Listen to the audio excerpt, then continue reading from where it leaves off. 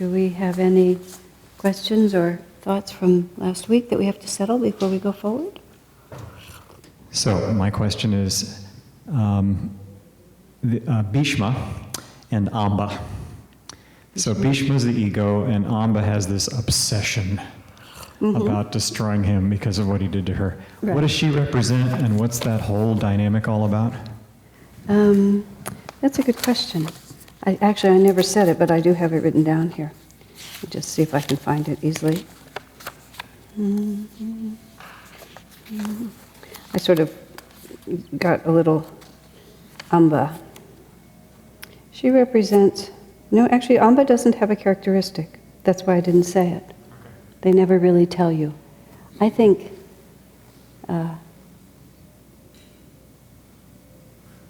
I just think it's such a great part of the story. Yeah, I was wondering if it was just a good story or if it actually symbolized something. Well, it has... What it plays out is... It illustrates a whole lot of different points. It illustrates the respect given to women and their feelings. It illustrates the fact that human love and human attachment was very important, that Vichitravira would not take her as his wife because her heart was given to another. It indicates Salva's stubborn sense of honor, that Bhishma had defeated him and he wasn't going to take the leavings from the one who had defeated him. It talks about the fact that Bhishma actually took her hand, and once he took her hand, that was a commitment to her, and so Bhishma owed her something. There's just sort of a lot of moral and ethical values that all get to play out. The other side of this story, which I really, really like, is that it's so not black and white. It's just all these cross currents, which, if you recall, is a lot how real life actually is. And one of the problems that we have in our spiritual life, which is no small thing, is that we're always trying to make it black and white. Those people are wrong and I'm right. This is how I'm supposed to behave. What are the rules?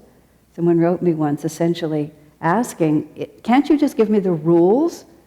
Why do you have to just keep telling me I have to have my own intuition? I want the rules. And there are certain rules because, of course, Bhishma has this powerful sense of honor that he's going to hold to. You see honor all the way through this. But nonetheless, there's lots of shades of gray. Even her grandfather, Amba's grandfather, goes to Bhargava and tries to get Bhargava to defeat Bhishma and force him to do the honorable thing, and Bhishma fights his own guru. He's willing to do battle with his own guru rather than break his vow. Wow, it's just amazing to contemplate it all. And she's the cause of all of that. So that's sufficient cause. And then, of course, there's this other reality to the way the Indian scriptures are, is that they also teach you how to be evil sometimes. They teach you how to get desires fulfilled, even when those desires are a little questionable. And Purushottama actually talks about this in the Yuga's book, talking about how coming down from a higher age, people just knew how to have power. And when their own consciousness began to darken, they still knew how to have power. But it's also, the answer that Swamiji once gave was, well, that's what people want, so at least they're thinking in terms of going to the scriptures, they're thinking in terms of propitiating the gods, they're at least in relationship to a higher power, even if they're using that power improperly. And again, once again, it's the complexity of human life that, as Master said, one of the reasons that our karma doesn't come back on us instantaneously is because of what he called the thwarting cross currents of ego. So even though you may have done something that would necessarily generate a response from the universe, and we think, this has been an issue in my own life, just, why didn't you tell me? And people can't always tell you because you're putting out so much energy that maybe they tried to tell you, but you were putting out so much energy you didn't hear it. Or they won't even bother because you're putting out so much energy, it's just not worth it to them to struggle against you. And it's the same, you can have a powerful outgoing force and you outrun your karma. But sooner or later it catches up with you. Now, why was I saying that? Let me think about it for a minute. Oh, right. So that, even if somebody's intention is evil, they may still have the capacity to do such intense tapasya that the God gives them a boon. And later on in other places, and now it's a little unclear to me whether it's in the Ramayana or in the Mahabharata, but when, some good person was exiled, which, the curses of the rishis, the good people getting exiled, the kings needing sons, everybody dying at the end. These are the themes of all the epics. One of the rishis says to reassure the hero, good people have bad periods and bad people have good periods. It's just nothing is black and white. That's why these epics have sustained the extremely subtle culture of India for all these centuries, because they have it in them to do it. It's marvelous that way. Okay, fair enough. Any other questions? Yes. It's actually not a question, but I remember reading a book by Gyandev Mekad on the Mahabharata, and he was I think he had described Amba or Shikandi as also the will to uplift, which is same as Arjuna, and it made a lot of sense to me. I'm sorry, I couldn't pull the microphone just a little away, the other way, pull the other way. I couldn't quite hear you. He described what as what? He equates Shikandi or Amba to the will to uplift, which is same as Arjuna. Which with the will to uplift? Yeah, and it somehow made sense to me because on the day of the battle when Bhishma is killed, I don't want to break the suspense for those who are hearing it for the Well, no, first I time. already said that, yeah, she gets him in the end. Yeah, she's riding the same chariot as Arjuna, and he was the one who breaks the barriers, and suddenly it's her standing instead of in Arjuna's place. So somehow it made sense to me the way that he it was explained drawn. it. Yeah. Okay, that works. It works for me. All right. Anything else that needs to be said? Wants to be said? Okay. You may recall we left the story at the end of the last episode with Kunti had used the boon that the rishi had given her, and she'd given birth to the son who was called Karna at that point, and she put him on the river. Many of you pointed out how many stories involve some poor maiden putting the baby on the river. As I said, there weren't a lot of options probably, so it was just the way they had to do it. Or it's like the curse of the rishi and everyone having to die at the end. There's just certain archetypal themes here. Okay, so now what happens is that Pandu is in charge of the kingdom, and he has taken Kunti as his wife and Madri as his wife, and this is a very good period. And Bhishma begins to think that he's actually going to get a little break here, that the kingdom is in safe hands and that maybe he's just not going to have to take care of it for the rest of his life. And Pandu is a very good warrior, and so the kingdom becomes more powerful, and his brother Dhritarashtra, being blind, is not able to be in charge of the kingdom, and it's Pandu's to run, and everything looks like it's really going to happen well. And then, as the kings do, they go out into the forest to hunt, and so Pandu and his wives went out into the forest just to enjoy themselves in the natural surroundings. And they were hunting. Now, unbeknownst to Pandu, there was a rishi and his wife, and they had the rather peculiar desire that they wanted to sport as animals in the forest. And so they turned themselves into deer so that they could enjoy the pleasures of coupling as a man and a woman, but in an animal form. It's a peculiar story, but they have to facilitate. I'm sure somebody has a long explanation for it, but I just say it's a peculiar story and certain things work. So what happens is that Pandu doesn't realize that the male and female deer are coupling at that moment, and because the deer's attention is distracted, he shoots an arrow and he kills the wife. And as soon as the wife, in the form of the deer, falls down and begins to die, both of them assume their human form again. And the rishi is outraged at Pandu because this is totally against the laws of chivalry, which apply to animals as well as to men. This is a very unsportsman moment in which to take advantage of the animal and to kill him, even if you're killing him for food. So the rishi curses King Pandu, and he says to him, if you ever embrace your wife with passion again in that instant, just as my wife was killed, you will die. So all of a sudden, everything was going really well. But a rishi steps into the picture, and now Pandu has a very difficult problem. Of course, now he has to learn to control his life energy, which prior to this was never really a question in his life. So he decides that he has to give up his life in the palace, and he goes out with his 2 wives to live in the forest. So just when Bhishma was thinking that he was going to be able to put this responsibility down, it all comes back to him. So they actually found a way to live in the forest together, Pandu and his 2 wives. There's lots of rishis and their ashrams, and it's not an unpleasant way to live, and he had nobly accepted that these were the conditions of life that were placed upon him. And, he's a kingly man, and it wasn't so impossible for him to just say, this is fate, this is what I'll do. But he had a very serious problem, because this curse was laid upon him before he had fathered any sons.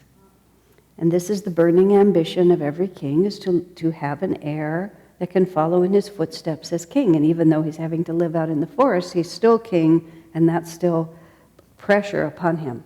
So he tries to persuade his wives to invite a rishi to give them children, pointing out that this is how he himself came into the world, and it's a time-honored family tradition. But neither of his wives is inspired to follow through in this way. But he becomes more and more discontent and more miserable. And finally Kunti decides that, well, she has this secret that she has kept all these years. She's never told anyone about the incantation that was given to her, and she certainly never told anyone that she's actually used it.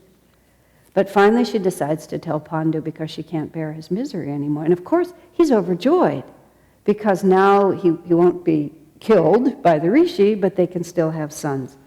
So they decide that they would love to have a son by the Lord of Dharma, who is also, as it happens, the Lord of Death, Lord Yama.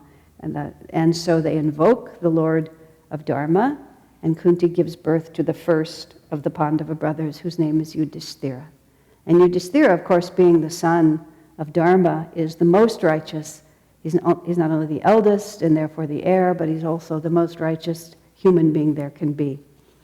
So after a year, Pandu says 1 son is like having no sons, because there's no security. They also sometimes say 2 sons is like having no sons, or 3 sons, or 4 sons, because they seem to have an unlimited desire. So this time, she summons the god of the wind, Vayu. And so they give birth to the 2nd son, and this son is called Bhima. And when he's born, they say this son will be the most powerful warrior on earth. And he also has the huge heart, the great loving nature and the expansive nature, the power of the wind that moves through what we're working with here, which is the 4th chakra, because each of these represents a chakra. But Pandu is still not satisfied, so he persuades Kunti to use the incantation one more time, and this time they appeal to Indra, who is the lord of the heavens and the god of the rain. And from Indra comes Arjuna. And Arjuna is the prince of self-control, and they declare that, this son is going to bring, Pandu's name will live forever because of the power of Arjuna. Now, Pandu's still not satisfied, and he tries to persuade Kunti that she should use the incantation one more time, but she quotes what Vyasa had quoted. He said, desperate measures are allowed 3 times, but not more. I find that a very interesting little aphorism. Every so often I think desperate measures are allowed 3 times, where you sort of break the rules. You can do it in extreme circumstances, but you can't make a habit of it. But since Pandu is still miserable, and he also says to her, look, now you are the mother of sons, but what about your poor sister wife, Madri? So he persuades Kunti to teach the incantation to Madri, and then she appeals to the gods, who are called the Ashwin twins, and she gives birth to the twins, Nakula and Sahadev. So now we have all 5 of the Pandavas. They've all been born. And on the same day that Bhima was born, the first of Dhritarashtra's sons was born, and that son was called Duryodhana. Okay, and I'll speak a little bit more about Duryodhana in a moment, but Yudhishthira is now the eldest, and Bhima and Duryodhana, who become absolute sworn enemies in the end, are born on the same day. You know, the power of karma brings them right in, and they have to oppose each other. Now, each of the Pandavas represents a different chakra, and this becomes sort of part of when we're talking in this story, and also when we're talking about the Gita and other parts. The character of each, especially Arjuna and his position in the third chakra, becomes a very important image for understanding the spiritual path. Yudhishthira represents the highest, the throat chakra. We're talking about the 5 chakras from the throat chakra to the base of the spine, because Krishna is the spiritual eye. But the chakras that participate in human life and define our relationship to this world. By the time we are dealing with Krishna consciousness, with the spiritual eye, we're no longer working in the everyday world. So the 5 Pandavas participate, and they're guided by Krishna, but it's the Pandavas who have to pick up the weapons and fight. Krishna only inspires them. He doesn't himself pick up a weapon. So often when we're teaching about the chakras, it's really the 5 chakras from the throat chakra to the base of the spine that we use to understand ourselves in an outward expression way, how we live in this world. So Yudhishthira, what his name means and who he represents is calmness in psychological battles. And the whole battlefield of Kurukshetra, which we're going to go into eventually before the story is finished, is a huge battleground between the upward moving forces and the downward pulling forces. Duryodhana, the core of a king, represents the king. Master calls him king material desire, he calls him. And the 5 Pandavas oppose that downward moving energy, and these are the tools they bring to bear. Yudhishthira is calm in the midst of battle, psychological battle, personal battle. He's always in Dharma, and he's always centered in himself. Nothing can move him off of that. Now that's the first, that's the warrior force that we need. Bhima is the power of vitality. He's the power of the wind, and of course the power of the wind represents the breath. And the breath is the key to our connectedness both to the physical world and to the spirit world. Is when we are teaching the Hong Saw meditation, as you remember, we talk about how by following, the breath is the link. It's between a power that's under our control and a power that's beyond our control. And the breath is the transition point between the subtle energy of life force and our ability to live in our physical bodies. A baby's incarnation begins astrologically, not when the head crests out of the mother's body, but when the baby takes its first breath. Because until that baby takes its first breath, it hasn't necessarily committed itself to this incarnation. And Master's marvelous explanation of why the baby cries is not because of the pain of its lungs filling. He says it's because of the realization, oh my gosh, I'm here again. How did I get here? Remember the 7 of the 8 Vasus got to be thrown into the river immediately. They just got here and they got out of here really fast. Now, of course, it was their karma. It's not our karma. We have to be here. And at the end of life, if you've ever done a death watch and sat with someone dying, you're just waiting for that last breath, that last exhalation, which is not followed by an inhalation.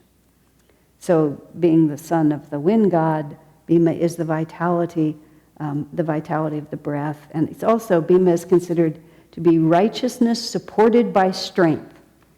And that's a very important quality of the heart, because sometimes people talk about being very much in the heart, but if you're in the heart and it's not supported by strength, often the feelings of the heart can mislead you greatly. And you see lots of people who are wishy-washy in their spiritual life, or airy-fairy, all these different words that people use, that mean that it all sounds good, but there's no strength behind it. Because if there's no power, then Duryodhana will just wipe you off the battlefield, because we're not just sitting by ourselves, we're engaged in this war. And then Arjuna is the power of self-control, and he represents the third chakra. This is the personal will.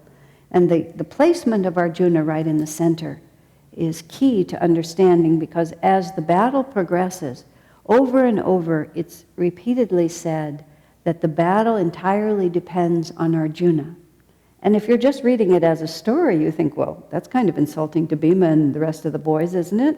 I mean, they all had a lot of power. Why would it just be dependent on Arjuna? Well, because Arjuna is, one, he's personal will, he's self-control, he's the capacity not only to have energy, but to direct that energy for the righteous cause.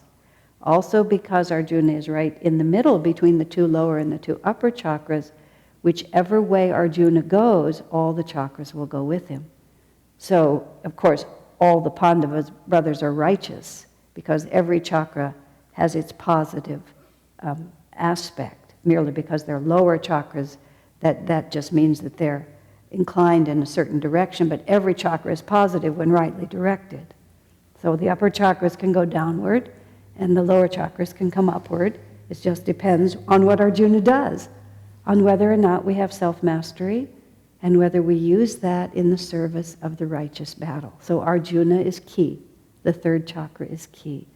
And the willingness, and this is the whole story of the Bhagavad Gita, when Arjuna doesn't want to fight, you see, the battle is lost. Because if Arjuna doesn't pick up his sword and do battle with these opposing forces, whether the external soldiers or the inner enemies, no hope. Because without self-control, everything is lost. So that's what Arjuna represents. And Sahadev and Nakula are the lower two chakras, and they are the yamas and the niyamas. Okay? Nakula is the niyamas, which is the power to obey good rules, and Sahadev is the yamas, which is the power to stay away from evil. No, it's interesting, because we don't have to create goodness, we just have to stay away from evil.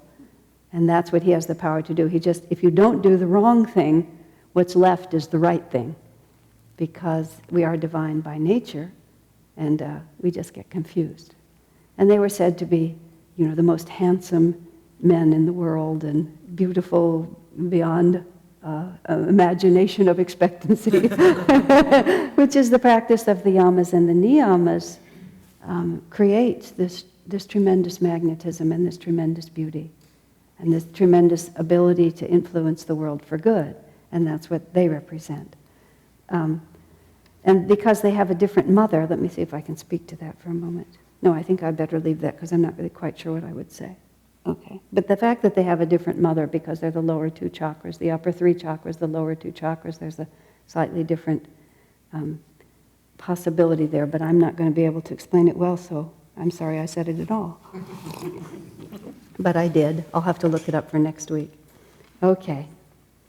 Now, is all of that clear? Do we have any questions or thoughts? We'll revisit that repeatedly, but I just wanted to give you an idea. Yeah. Did you explain about the second one? No, I said I brought it up and shouldn't have.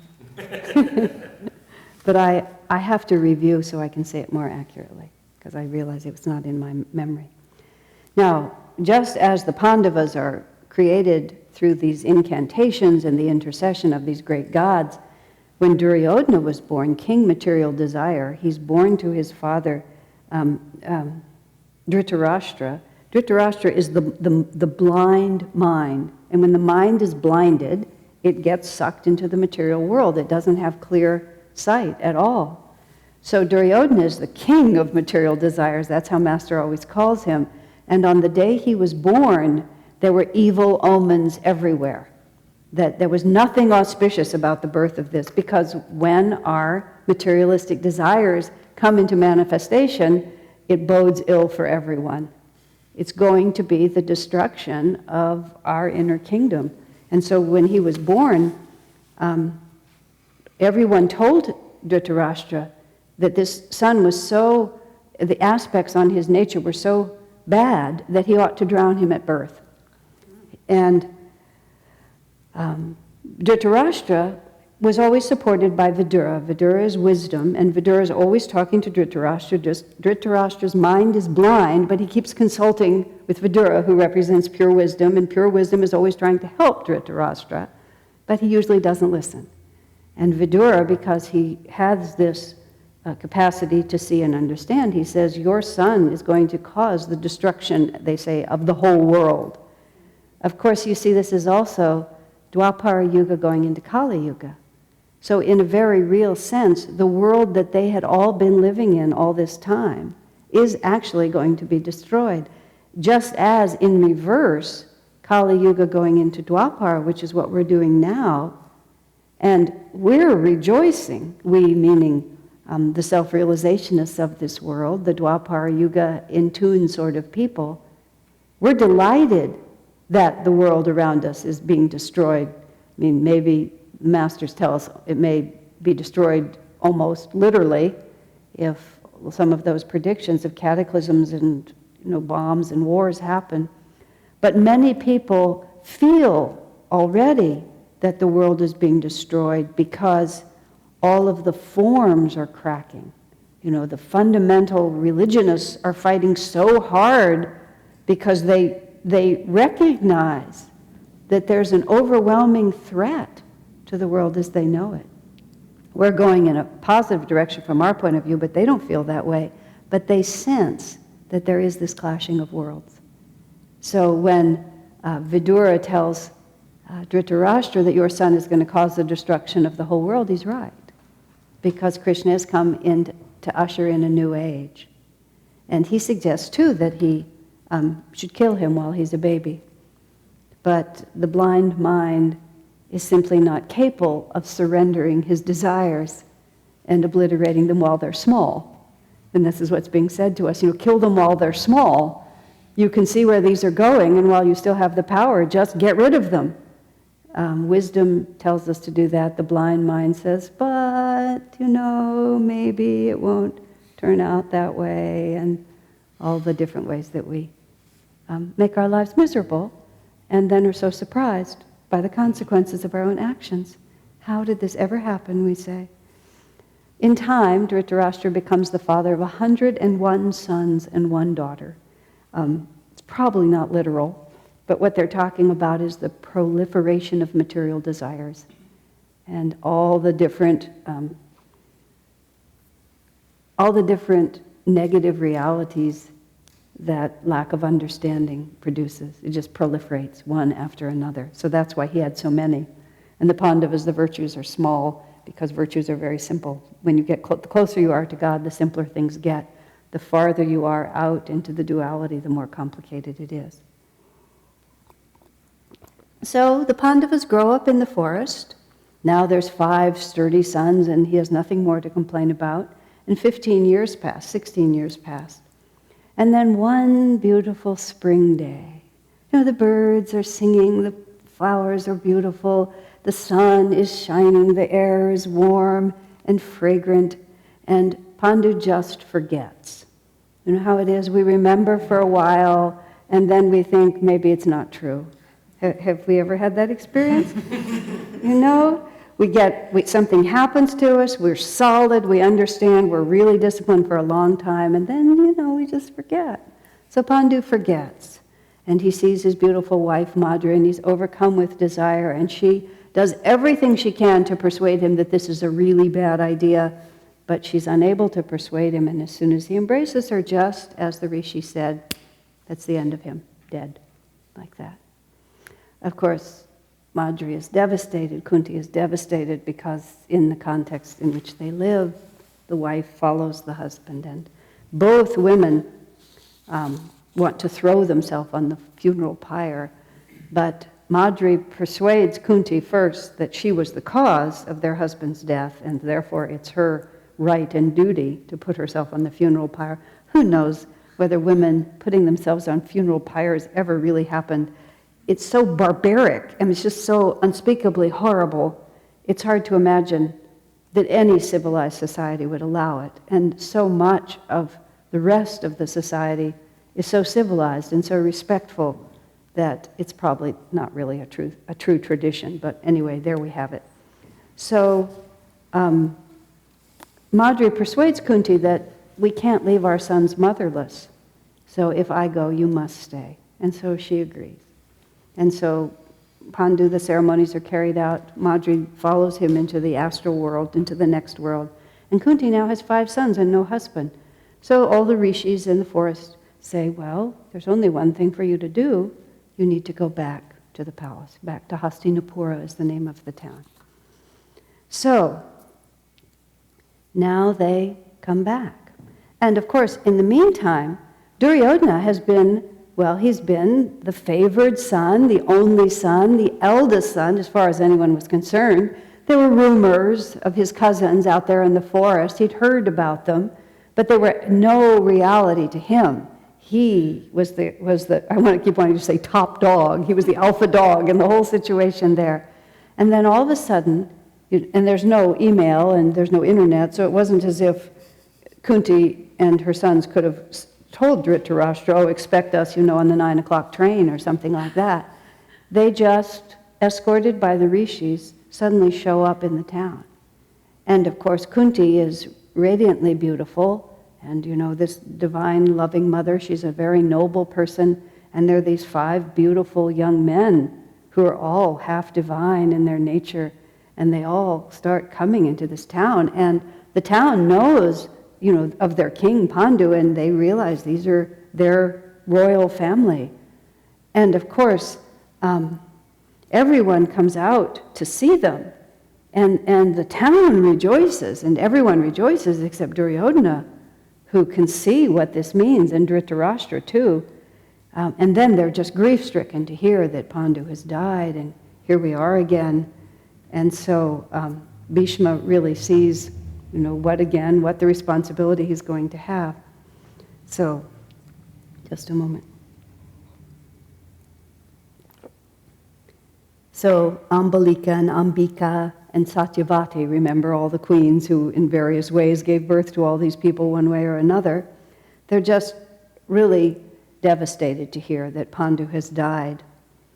And they arrange to have a royal mourning ceremony, and Vyasa comes to preside, because that's what he does when these things happen. And afterwards he goes to his mother, who is Satyavati, and he says, look, if you think things are bad now, they're going to get a whole lot worse. He says the conflict between these 2 branches of one family is just going to flare up, and it's going to be a devastation. And he says to her, he says, you don't really want to witness it. So there's one more element that we get to play out every so often, which is really a beautiful part of this, which is Satyavati, Ambika, and Ambalika, all these queen mothers, they just say, we've had enough. And at the end of life, it's quite permissible, in fact, it's quite expected, that you simply leave behind the life you've been living. You go off into the forest, you live as a renunciate, you live simply, and you prepare for the transition into the next life. I mean, it's so not the way we think in the West. The ideal in the West is to die with all your family around you, in your home with all your beautiful possessions, and you just kind of hold on to the very last second to all those identities, and then maybe finally you just let go when you really can't breathe anymore. But the image that's presented in these epics is that at a certain point, it's just that part of my life is over, because you're going to have to let go of it at death anyway. And you want, when you leave this world, to go upward into the spirit and not have all those things clinging to your consciousness. So it's really quite noble and really very practical. If you have attachments to break, to help yourself to break them in the right way. So they just leave. And when Satyavati speaks to Bhishma and says, we're going off to the forest, because Vyasa tells us that things are going to get much worse, Bhishma, who's never really been so pleased to be here in the first place, says, well, that's it for me too. I have this boon that the mitigating condition of this terrible vow I've taken is that at any point I can end my own life, and I think I'm done too. But then Satyavati says essentially, well, what gives me the confidence to leave is the knowledge that you're here. And one more time, the mother's right And the son's obedience to the mother takes precedence over all other considerations. This is something that I have observed in modern times, that Indian mothers who have this power use it pretty freely. And it's something so alien to the way the Americans think, because we're so utterly individualistic, that it really requires, from our side, entering into a reality other than our own, to appreciate the force of a mother's word or a father's word on their children, and how difficult it can be for children to actually just turn their backs on what their parents are asking of them. In America, I can't say that people do it lightly, but they certainly do it a lot more casually than I've seen it done there. But the epics, you see, support this. It, in fact, truthfully, it does not always produce the best spiritual result. It produces a more stable society, perhaps, but as Swami Kriyananda put it, I'm just going to contradict the Mahabharata here at my peril. But one of the little stories that I put into my book about Swamiji was, Swami asked a certain thing of this young man, and he said, "Oh, if I did that, my mother would be so disappointed." And Swami's response says, sooner or later we all must be, he put it, be prepared to disappoint our mothers. You know, that merely because they gave us life, even merely because they sacrificed a great deal, which no child, until that child is a parent, him or herself, understands how much parents have to sacrifice for their children, they still don't own you. And if their requests of you are really to hold you back spiritually, then it becomes a lower duty. Very difficult teaching, very difficult. And the epics really often side with the mother. So Bhishma is stuck. You have to stay and guide the house. So the Pandavas now begin their life in court as princes. Until now they've lived with rishis, and now they become the princes. And Duryodhana and his brothers are suddenly forced to share their position. And even worse, Yudhishthira is older, and that which would belong to Duryodhana up till now, Duryodhana was king material desire, had complete power over the kingdom. If we think of the kingdom as being our own selves, well, you know, we were worldly. We just followed our own desires and we had all the power.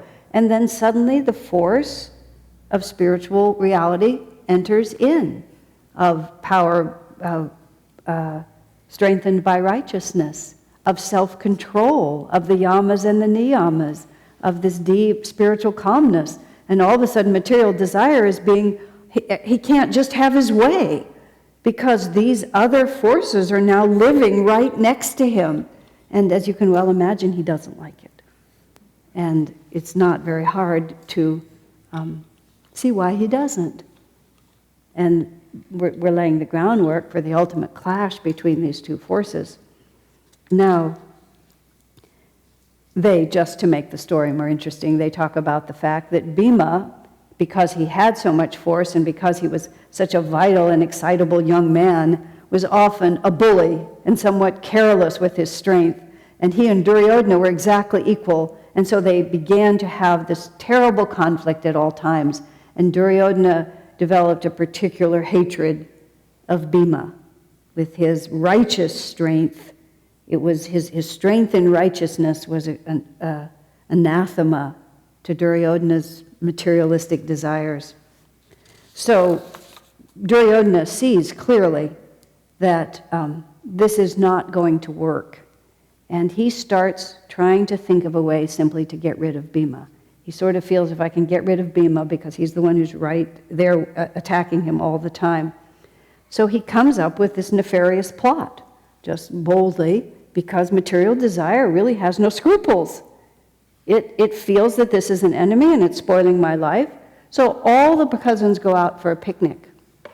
And Duryodhana puts on a great show of affection for his cousin. And just before they're about to leave from the riverbank where they've been having this picnic, he invites Bhima in and he feeds him all this lavish food. You know, material desire tries to act like it's really the friend of spirit, isn't it? You know, it's just like, well, God wants me to have nice things, don't you agree? Someone actually said that to me. I think God wants me to have nice things. I was speechless, but later I thought, why? Why would he want you to have nice things? What she was really saying was, I want to have nice things, and I think that God doesn't mind. You might say he doesn't mind, but it's really not his plan for us. So material desire tries to woo Bhima, and he feeds him all this food and acts like his friend, but actually he's poisoned the food because those material desires poison our spiritual joy. They just do. So they poison Bhima, and then he and his brothers wrap Bhima up in vines and tie him up, and then they go to the river, and they have this special place in the river where they planted a lot of sharp sticks, and then they throw Bhima in. He's tied up, he's unconscious from the poison, and they throw him onto what they hope is the stakes, and then they innocently just gather up all their things, and everybody goes back to Hastinapura. And the Pandavas notice that Bhima's not with them, but they just imagine that he must be somewhere else in the group or has gone ahead, and he doesn't really know what to do. But Kunti, with a mother's instinct, has this feeling that something terrible has happened to Bhima, and she consults Vidura, who's all wise, and he says, in fact, there is a plot, but I assure you Bhima will be fine. So now Kunti, with a mother's love, has to trust in the wisdom of Vidura, and he says, don't betray what you know. Now meanwhile, here's the story of Bhima. Somehow or another, even though he was tied up and he was poisoned, he was thrown into the river, and he managed miraculously to fall between the sharp sticks. And it was also known that at that place in the river there were lots of poisonous snakes. So all the poisonous snakes rush out to where Bhima is, and they start biting him. And in some extraordinary way, one poison neutralizes the other. And so now Bhima is very strong, and he begins to struggle against his bondages, what do we call them, bonds. And he's so powerful that the snakes are very impressed. And the king of the snakes comes and takes him over to his palace. And so then Bhima spends 8 days with the snake king. This is the part that's all put in to please the children, I'm sure. The storyteller finds this works well, and I'm sure it also has some significance of some kind or another. And meanwhile, the Pandavas, are terrified because Bhima, 8 days are passing and Bhima has not shown up. And Duryodhana is acting like he's so distressed and he doesn't know what's happened, but of course he knows exactly what's happened. The Pandavas have to pretend that they don't know what Duryodhana is doing. It's a very stressful time, and for them it's a challenge to have faith in what Vidura has said. But after 8 days of consorting with snakes underwater, they are so pleased with Bhima that they give him all these potions and magic powers, and so he comes out of the water and walks back into town, and when he arrives, he's not only not dead, but he's more powerful than ever. And so sometimes when King Material Desire, tries to attack our spiritual aspiration and our righteousness, at first it may seem like we're defeated, but if we persevere, you see, we actually become stronger from it. It's a very obvious story, but in fact, that is exactly what happens if we don't give up. So now, Duryodhana is just heartbroken to see that his plot didn't work, and also now even though nobody speaks of it, that Duryodhana knows, that all the Pandavas know how evil his intentions are. So Duryodhana realizes that he's going to have to attack this on a very different level, and he gets his uncle Sakuni, who we will meet more powerfully later, and they begin to seriously plot how they're going to deal with this, because you see, Material Desire sees that just a frontal assault, we're just not going to be able to poison these people out of existence. They're not going to go away. We're going to have to be much more subtle. So he calls his evil uncle to begin to plot with him. His evil uncle is very committed. Let me sort of say what he represents. It's really interesting here. The evil uncle, let me just get the notes exactly right. Just a second. The evil uncle represents the power of, I just want to say it right because it's really interesting. It's the power of the sense of I. It's the, oh rats, let me just find it properly here. Excuse me.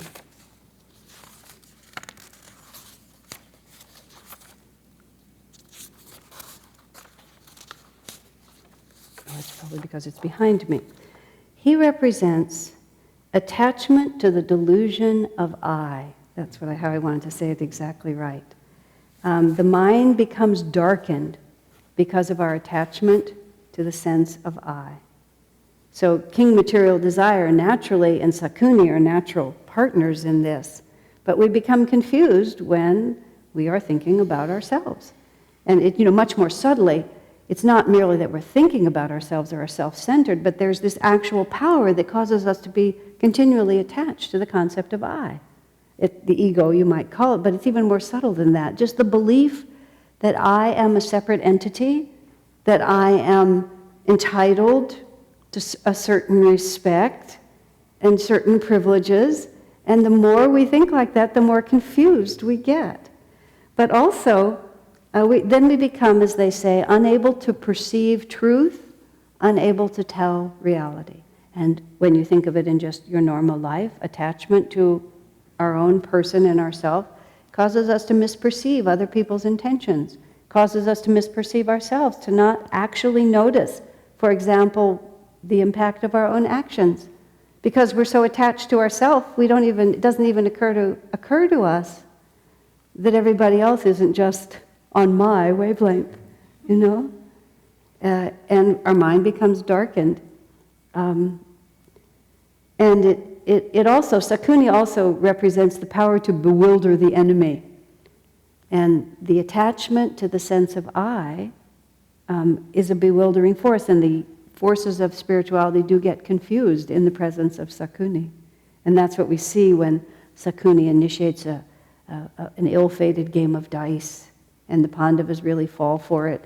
And even in the story as you read it, even just in the book, you feel, don't do it, Yudhishthira, don't do it. And you can't really understand why he's doing it. But Sakuni is in charge. And that attachment to the sense of I bewilders the mind. And you can't tell what you're doing anymore. So Duryodhana, his simple king of desire, realizes that he needs something more subtle. And so he gets Sakuni, and they start plotting together about how they have to defeat these righteous cousins, because otherwise their day is over and they're not willing to give up. All right, let's take a short break and then we'll go on from there. Okay. People have asked me which copies of the Mahabharata I like. I'm sure there are many copies, but these are the ones that I have enjoyed the most. This one is by Raja Gopal Acharya, which I believe you said he was the next president of India. Is that what you? First president of India. This is a very good book. He's written it, you can tell he's written it for a young audience. It's not a children's book by any means, but it's very dear because you can see how passionately he loves India and how he wants the young people to embrace the traditions that make India what it truly is. And because it's written for young people, it's very engaging. But you don't feel like you're reading a children's book by any means. This is the other one I like, the Mahabharata. It's by Kamala Subramaniam. This one looks a whole lot bigger than this one, but it's deceptive. The paper is thinner and the print is closer here, so they're not really as different as they look. Most of what's in this book is in this book, but there are a few incidents, there are a few stories that you don't find in the smaller one that are in the bigger one. Paradoxically, the writing is better in this one. So really, there's no choice, you have to read them both. Okay. It's not exactly a hardship duty. So, okay. And there may be others, but of the ones that I've ever put my hands on and cast my eyes over, those are the two that I end up keeping. And where would you find those? These books are readily available. Amazon.com, any store that sells them, East, West, we might even have them here. Yeah. They're not obscure. Okay, now, while Duryodhana is plotting with Sakuni to figure out how to really get rid of the Pandava brothers, we're just all going to leave them there, and we're going to do some backstories over here to help explain other things that are going to happen. One of the characters who will come into the story and be extremely important is Dronacharya, Drona. And Dronacharya represents habit. He represents samskars. He represents everything that we already are and all that force and how it influences us. And eventually we find that habit sides with material desire. He may not want to, but he does. And for complex reasons of the way the plot unfolds, habit ends up fighting on the side of Duryodhana. So, we'll start with Drona. Drona was a great archer and a great teacher of archery. He was the greatest teacher of all, and eventually he becomes the guru in the sense of he teaches both the Kauravas and the Pandavas the art of war. And so all of both sides of the equation become his pupils. Because habit influences both our positive and our negative qualities, both our materialistic and our spiritual. We have samskars of both kinds. And so Drona, the force of habit, influences both sides. The story of Drona is this, that Drona was the son of a Brahmin teacher, and there was a king named Drupada. And he was destined to inherit wealth and power in the kingdom. So his father wisely realized that his son needed to be trained, by a wise Brahmin in an ashram. So the king Drupada came to live in the ashram home where Drona had been born. And the king, of course, was wealthy and powerful, and Drona was just the son of the king's teacher, but they were just boys together. And as often happens between children, all the subsequent differences of caste and position and power and wealth just get wiped out in the enthusiasm of children. And they play together like equals. And Drupada was very extravagant in his friendship, and he said to Drona, when I am king, half of everything I have will belong to you. And Drona was, of course, very happy to hear that. Drona represents dispassion and a distaste for material enjoyment. Not Drona, excuse me, Drupada. Drupada is a great character. Dispassion and a disinclination for material things. So it would be natural that Drupada would say to Drona, half of what I have you can have, because he would have had that spirit, that would be his nature. Well, they both grew up, and Drupada eventually inherited the kingdom and became the powerful king he was destined to be. And Drona was married, and he fathered a son. His son's name is Aswatthama. And Aswatthama represents latent desires, desires that are just sort of under there. Habit gives birth to more desires. They're not quite expressed yet, but they're waiting to be expressed. All of the things within us that we might do if we ever give ourselves a chance to do. Okay? So, Drona became inspired to become a great archer, and he went away to train with Bhargava, who is this man who appears through the story because he's the greatest archer of all times. And Drona learned everything that Bhargava had to teach him and became known as the greatest archer in the world. But when he came home after these years of training, he found that his wife and his son were nearly starving, that they just had nothing at all, that they had become completely impoverished. And Drona remembered the childhood promise of his friend Drupada and realized that, Drupada has inherited the kingdom, and now I just have to go and claim what is really mine. Now, they tell the story in two different ways. Sometimes they say that Drupada had lost his dispassion and had become drunk with his power, and when Drona came in and asked him for half the kingdom as promised, Drupada thought, what is wrong with you? How can you imagine this? But a much more subtle explanation of this that Master gives in his Gita commentary is that at the beginning, spiritual aspiration and our habits and our samskars can be friends. That was Drona and Drupada. But when our samskars manifest a desire for material things, then our spiritual self and our habits cease to be friends. So as long as they were both in the ashram of their guru and they were operating in that same way, but when habit came and tried to claim all of these material things, then habit ceases to be a friend of ours, and we have to deal with him very harshly. So it wasn't that Drupada betrayed his word, It's that when Drona actually, when habit really showed itself, when samskars began to show themselves, dispassion realized that this is not my friend. I thought this man was my friend, but he is not my friend. Later on, we see that Drona actually wins back half the kingdom, but he wins the southern half, which is he wins the lower chakras, is how that's described. And that's where, our material desires fight against, where Arjuna is, and we have to pull them up and keep them where we want them to go.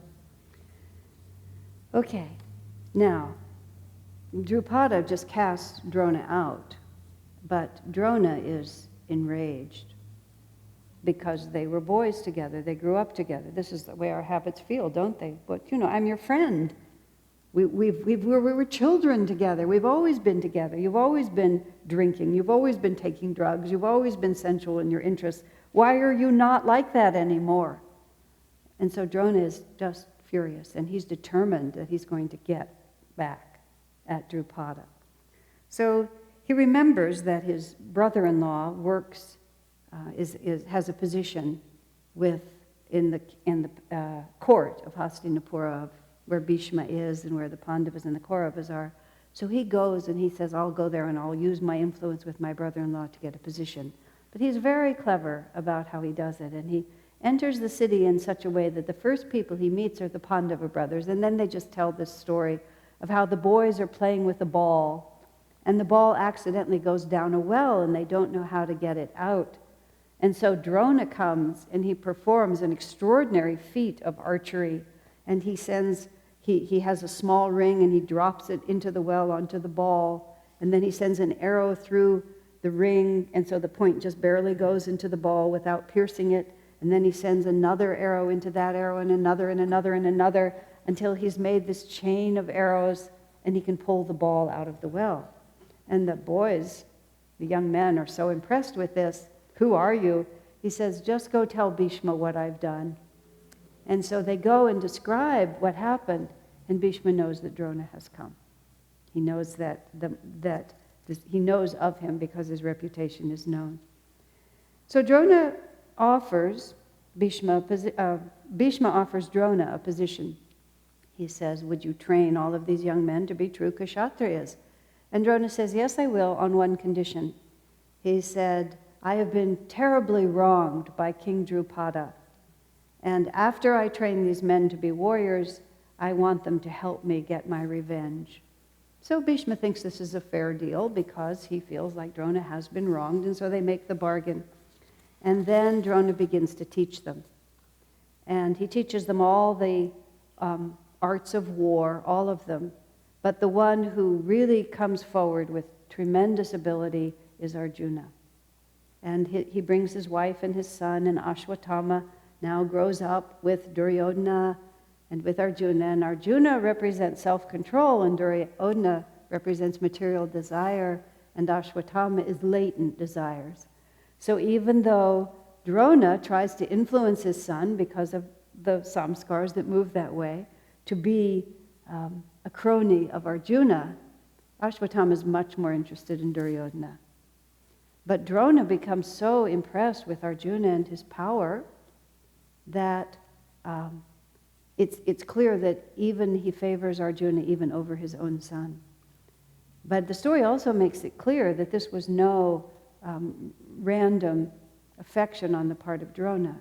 It was because of Arjuna's powerful self-control and the ability that he had to accept the instructions, to practice what was asked, and to just, please his teacher by his extraordinary skill as an archer. Now, archery often represents meditation because you have the string is the straight string, and the slightly raised chest is the way the bow is out like this. Swami Kriyananda's posture as a young man, from the side, he always looked exactly like a strung bow. Very straight back, chest slightly upraised, heart very open, and front of his body slightly curved forward. Interestingly, when you would look at him, you would realize that when he would move through life, his heart was the most forward part of his anatomy. It's interesting because we sort of lead with whatever part works. When I know whenever I'm intent on something, I try to push at reality from the frontal lobe. just kind of, not from the spiritual eye in that case, but with just the brain. And Swamiji would always go forward with the heart. So Arjuna, all of this tremendous skill in archery, he has the samskars, Drona is helping him, and habit becomes his friend, because Drona is the teacher on both sides. Habit can be your enemy, habit can be your friend. He teaches both of them. Samskars can be your enemy, samskars can be your friend of your spiritual aspiration.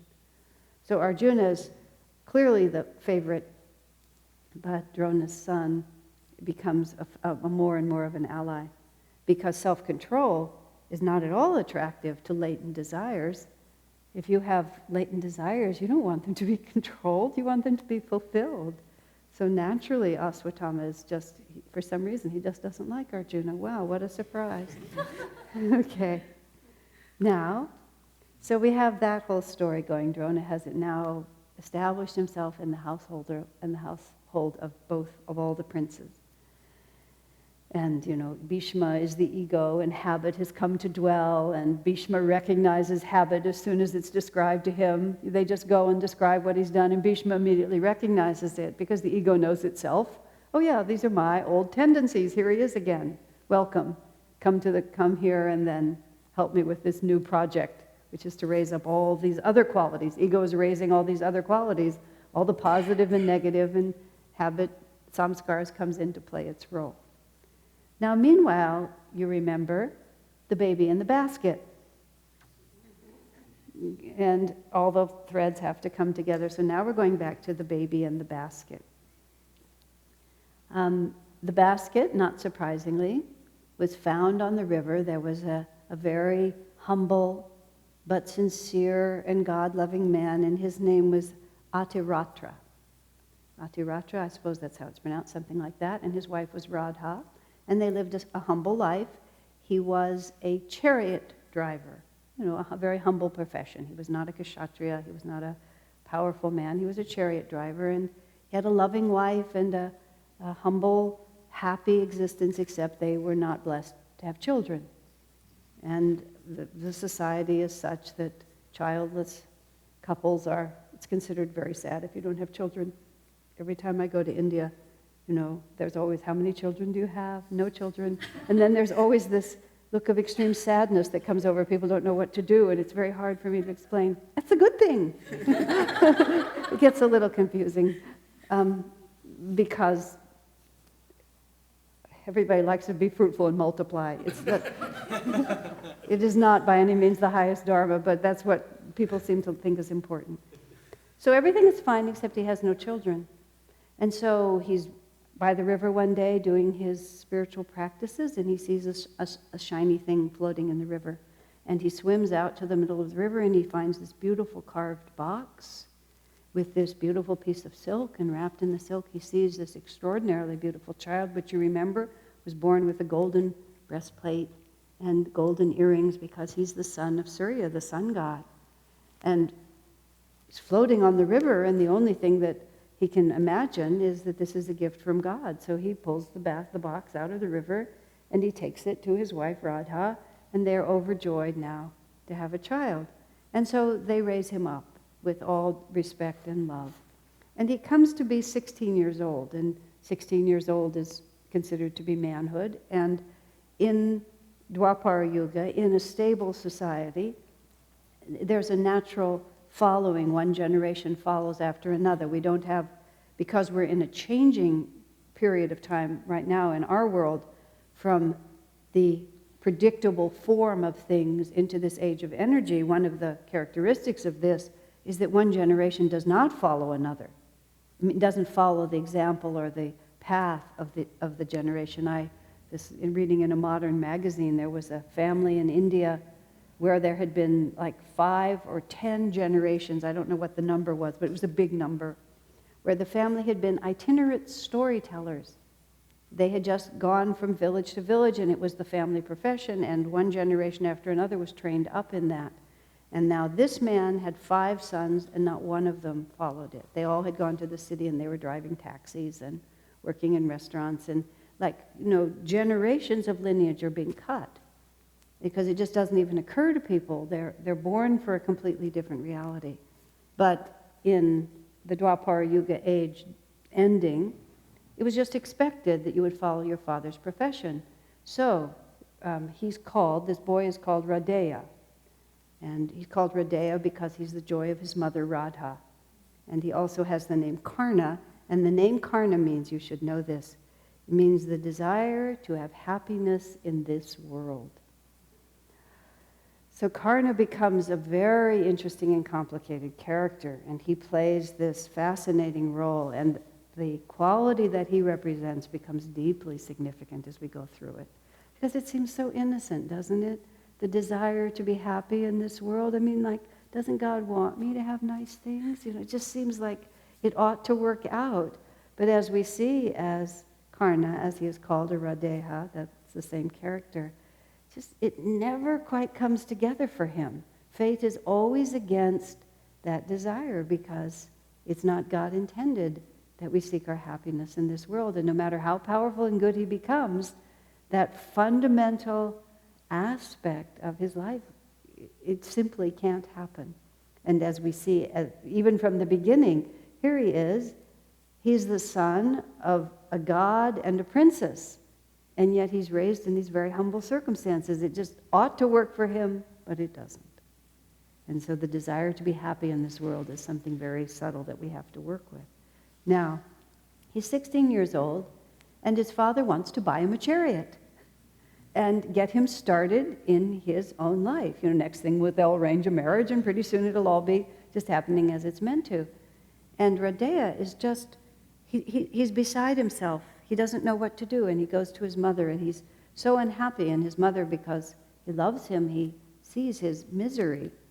And he says, she says, "What is wrong, my son?" And he says, "I love my father, I love my mother, and father has bought me this chariot," he said, "but I have no wish to be a chariot driver." He says, "I have a burning desire to become a warrior." He said, "Why in my position, in the caste that I'm born into, why would I have such a burning desire to become a warrior? It's not my dharma, it's not my life." And Radeya looks very sad. And before she speaks, she asks him a question. She says, "Many times, my son, I have heard you in the night having a conversation seemingly in a dream." And he says, "I heard you speaking to someone. Who are you? Don't leave. Who are you speaking to?" So Radeya has never wanted to hurt his mother, so he's never told her this story. But he said all the years of his life he's been having this recurring dream in which a woman whose face he cannot quite see, but who seems to be sad, weeping with sadness, but emanating for him a great deal of love, leans over him. And he feels her presence, and he's powerfully drawn to her presence. And he says, her garments are so rich, she must be a princess. And then he always says, "Who are you? Don't leave. Why do you come to me?" But then she always, when he asks, she fades away. So Radeya feels that she cannot keep the secret from her son any longer. Radha says, she says to her son, "Even though we have raised you as our own child, your father found you in a royal box wrapped in silk, and your desire to be a Kshatriya warrior is undoubtedly because that is really who you are." And she says, "From this day, you being my son has been the greatest joy of my life. But I know from this day you have to go on and be who you really are." And she said, "And I will always treasure in my heart the memory of having you in my household and raising you as my own."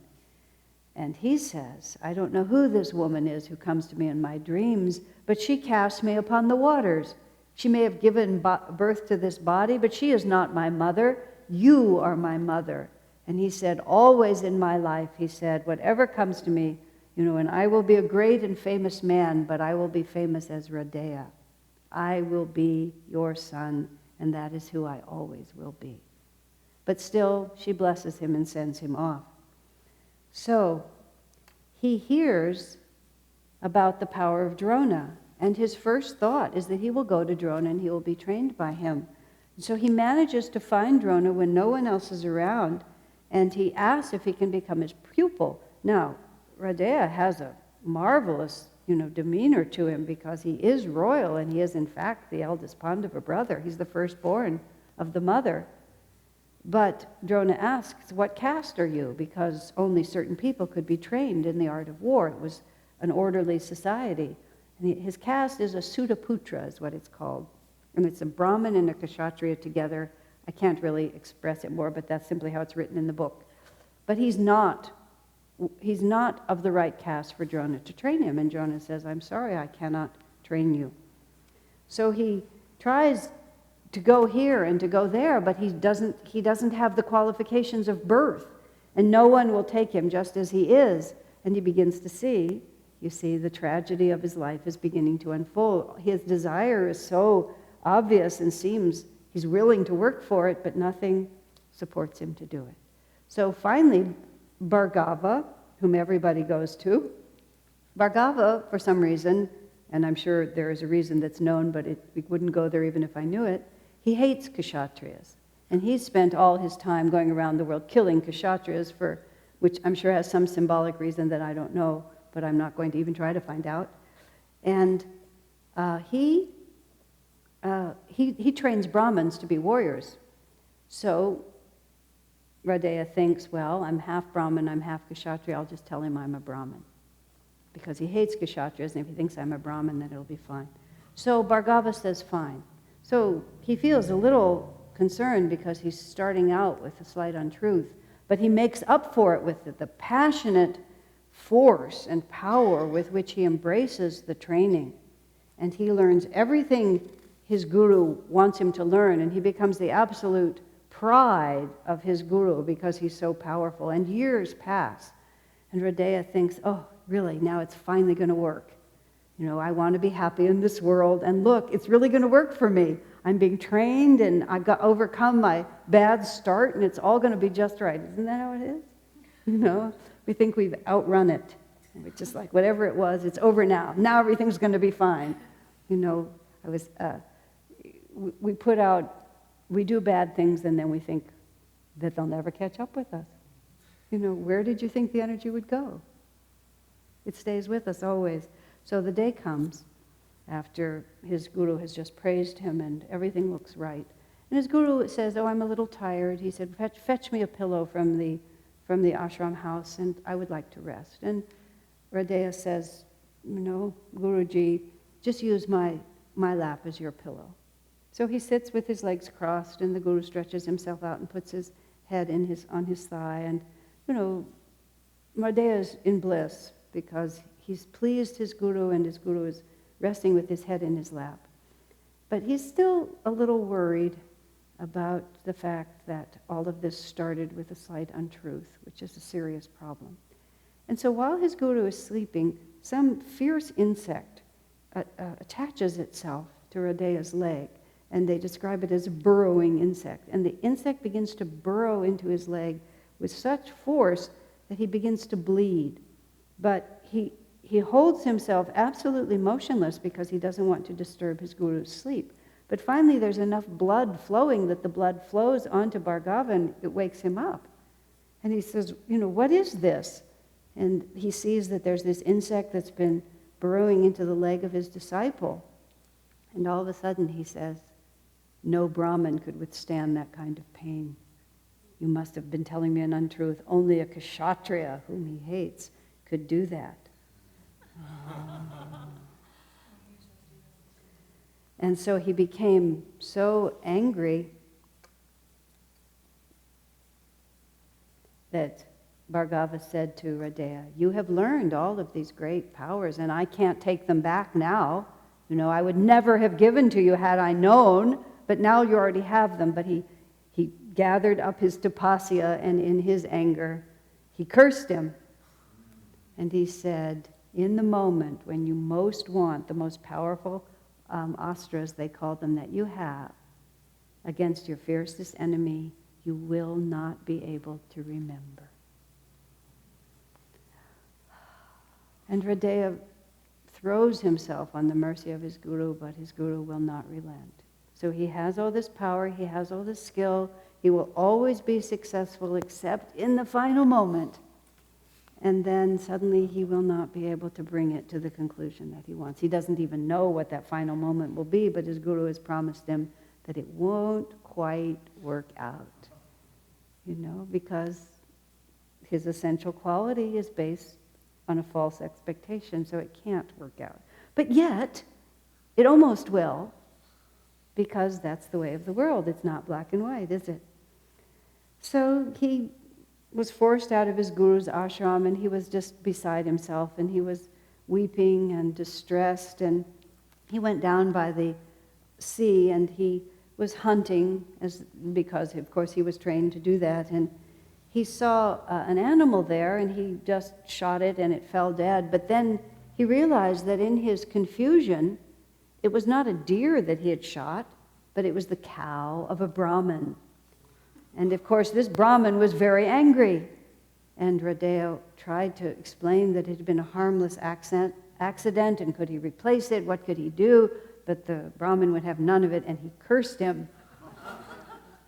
And he said, at the moment when you are fighting again your deadliest enemy, when you need all your power, he said, your chariot wheel will become stuck in the mud.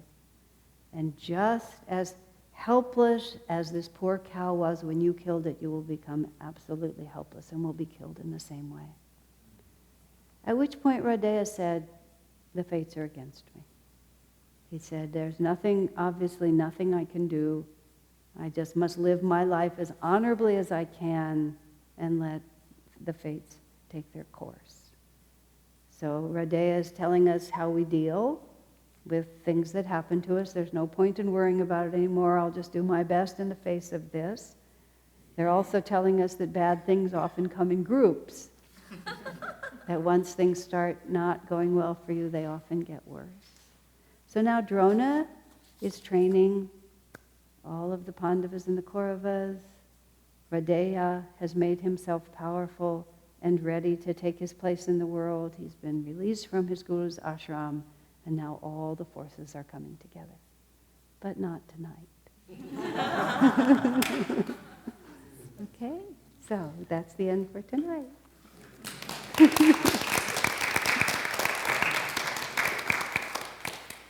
And we won't meet now for 2 weeks, so you won't know what happens. Unless, of course, you read these books. But I'll also pass out to you, which I didn't want to pass out before. This is a list. This is thanks to Gyandev. This is the list of many of the characters and their qualities, as far as they are known. If somebody's not listed here, and I'm just trusting Gyandev on this one, if they were available to know, he probably would have written it. So there it is. This is rather old, though, so maybe he has new ones since then. So anybody, you can pick these up. And 2 weeks cessation, because I'll be up at the village working on the filming of the last round of Cities of Light. And in your spare moments, please pray for me, because there's a lot that has to come together in the next 14 days. And sometimes I think it'll work easily, and sometimes I feel like the fates are against me. So I'm not cursed by any rishis, though, so it's not a problem. All right, so We actually meet 3 weeks from tonight. that's actually how you would say it. You're saying it exactly correctly. Very good. Okay, we'll meet for this purpose 3 weeks from tonight. I'll probably schedule, I'll come home on a Wednesday or Thursday, and I'll probably schedule for that Saturday. Maybe you can remember, to have a satsang and just give everybody all the news about the movie, because that was so much fun last time. Okay. That will be the end of all the movies. Yeah. Well, no, that'll be the end of the filming.